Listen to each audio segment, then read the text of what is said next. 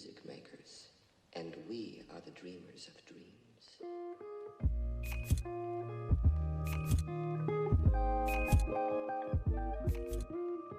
Project 1 was a semester-long assignment where we utilized racism on top to discover examples of racialized design. Throughout the semester, we engaged in this topic in multiple ways, such as writing our own Where I'm From poems, discussing racist designs, attending Dr. Clayton's presentation on Power of Privilege. Privilege refers to benefits based on a social group, membership to a social group, that are available to some people, and collaborating virtually on mural boards.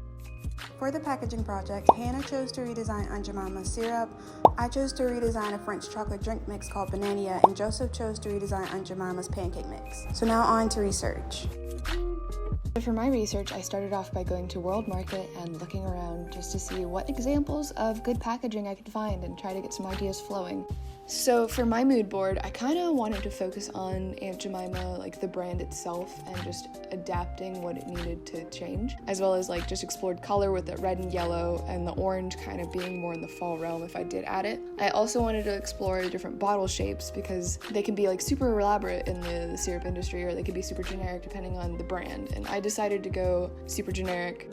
During my research, I learned that the biggest issue people have with Banania is their character logo. They feel as though it implements the cliche of the friendly yet stupid African man. So for my redesign, I wanted to get rid of the character and have the focal point be on the name and the 3 ingredients the brand is known for.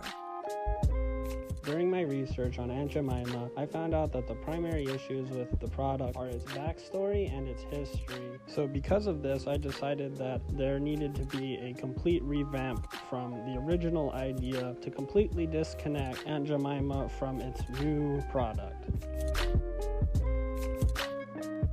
So for my sketching, I really wanted to focus on a couple key things, one of those being that the family members of the actresses didn't necessarily want them to be wiped off of the box or the bottle. So with that in mind, I explored through sketching to try to find a way that I could unproblematically keep them on the bottle.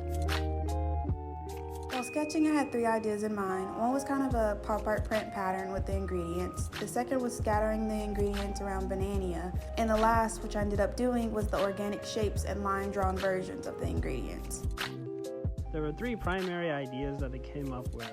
One was a vintage idea, the next was a more modern idea, and the last was a more abstract geometric idea. I ended up picking the abstract geometric idea in the end. It served the most aesthetic value to me and gave me a lot of room to experiment with this project.